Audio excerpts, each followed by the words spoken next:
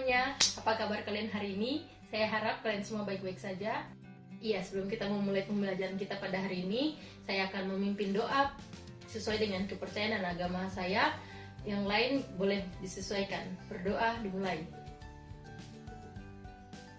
Amin.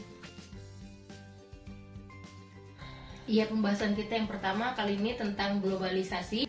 Pada awalnya, globalisasi bertujuan untuk membuka peluang bagi negara-negara berkembang untuk meningkatkan kesejahteraannya melalui perdagangan global. Hatten dan Rosenthal pada tahun 2000 menyatakan bahwa penguasaan bidang ilmu dan teknologi dalam kadar yang memadai sangat diperlukan agar masyarakat dapat meningkatkan kemampuan kreativitas, pengembangan, dan penerapan iptek sebagai tuntutan yang mutlak dalam kehidupan global. Agar suatu bangsa mampu memenangkan persaingan, pengembangan sumber daya manusia, dan menjadi amat penting. Jadi, kepemimpinan visioner adalah pola kepemimpinan yang ditujukan untuk memberi arti pada kerja dan usaha yang perlu dilakukan bersama-sama oleh para anggota organisasi dengan cara memberikan arahan dan makna pada kerja dan usaha yang dilakukan berdasarkan visi yang jelas. The American Association of School Administrators pada tahun 1986 mengemukakan bahwa deskripsi kepemimpinan visioner mencakup kemampuan pemimpin untuk menerjemahkan visi menjadi kenyataan, serta kemampuan untuk mengartikulasikan visi kepada orang lain. Sekarang kita akan masuk pada keefektivitasan kepemimpinan visioner. Menurut Massarella dan Grundy, selanjutnya menyatakan bahwa para pemimpin sekolah yang efektif, yaitu mereka yang pandai berkomunikasi dan memiliki bakat dan keterampilan yang mereka butuhkan untuk berinteraksi secara baik dengan orang lain. Berbicara tentang TQM, kita tidak bisa melepaskan diri dari Edward Deming, fisikawan Amerika Serikat. Dialah penemu konsep Total Quality Management atau disingkat TQM. Berkat jasanya, ia kemudian dinobatkan menjadi Bapak Manajemen Kualitas. TQM disingkat dari Total Quality Management.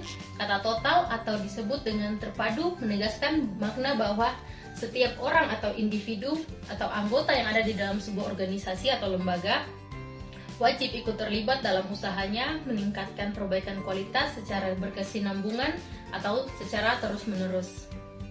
Sekarang kita akan masuk pada pembahasan selanjutnya, yaitu tentang pilar TQM. Menurut Patrice Rahabov tahun 2014, TQM beroperasi dengan dukungan 3 pilar, yaitu yang pertama ada orientasi mutu, layanan prima, dan kerjasama tim. Komitmen pertama adalah komitmen pada mutu. Sekolah sebagai institusi pendidikan, mutu mesti menjadi ikon seluruh proses manajemen yang didelegasikan ke sekolah.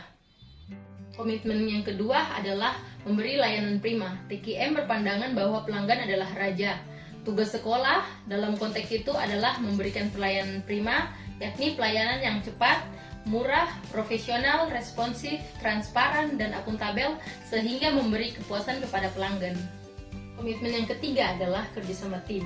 TQM mengandalkan kerjasama tim dan bukan superioritas individu. Semua personil dalam organisasi sekolah dihargai dan didorong partisipasinya untuk mencapai tujuan sekolah. Kita akan masuk dalam pembahasan yang terakhir, yaitu tentang menuju sekolah yang efektif. Departemen Pendidikan Nasional tahun 1994 mengemukakan beberapa kriteria suatu sekolah dikatakan efektif apabila yang pertama, peserta didik yang masuk diseleksi dengan ketat dan dapat dipertanggungjawabkan berdasarkan prestasi akademik, psikotes, dan tes fisik. Dan yang kedua adalah sarana dan prasarana pendidikan terpenuhi dan kondisif bagi pembelajaran. Dan yang ketiga, iklim dan suasana sekolah mendukung untuk kegiatan pembelajaran. Dan yang keempat, guru dan tenaga kependidikan memiliki profesionalisme yang tinggi dan tingkat kesejahteraan yang memadai. Kelima, melakukan improvisasi kurikulum sehingga memenuhi kebutuhan peserta didik yang pada umumnya memiliki motivasi belajar yang tinggi dibandingkan dengan prestasi peserta didik seusianya.